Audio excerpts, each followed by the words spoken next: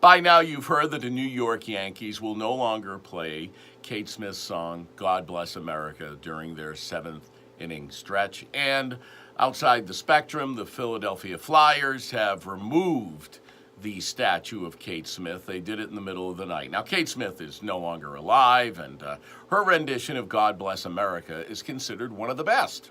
But Kate Smith, back in 1930, sang a song that by any analysis is racist. I mean, it calls black people darkies. It's insulting. And I'm sure back in the 1930s, it was insulting to people of color.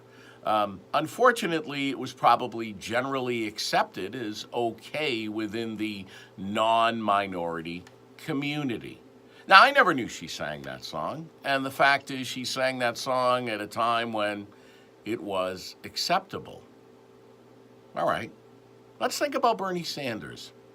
See, Bernie Sanders is, well, for the most part, still alive, and Bernie Sanders is running for president. Bernie Sanders is ahead in the polls in New Hampshire.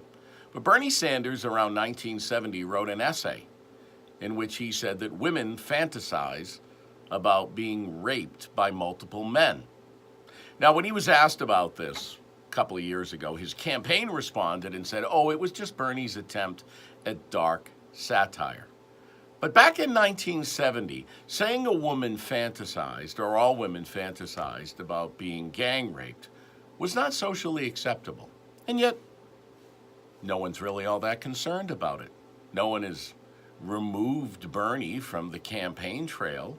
No one's asked him to really explain it. And Kate Smith is dead, and she sang a song that would be considered inappropriate now, but was unfortunately appropriate in 1930. I don't remember gang rape being appropriate in 1970. It's an item of conversation. And while we're on the topic of Bernie, you heard us discuss today that Bernie Sanders thinks that the marathon bomber Dzhokhar Tsarnaev, who's in prison right now and is appealing his death penalty sentence, well, he should be allowed the right to vote. Bernie's explanation? It's his constitutional right. Okay, so is the right to bear arms. Do you think he should be able to have a gun while he's in prison too? It's enshrined in the Second Amendment. Or what if on appeal, his conviction is overturned, he somehow is released? Do you think Dzhokhar Tsarnaev should have access to firearms? It's his constitutional right, Bernie. There's something to think about.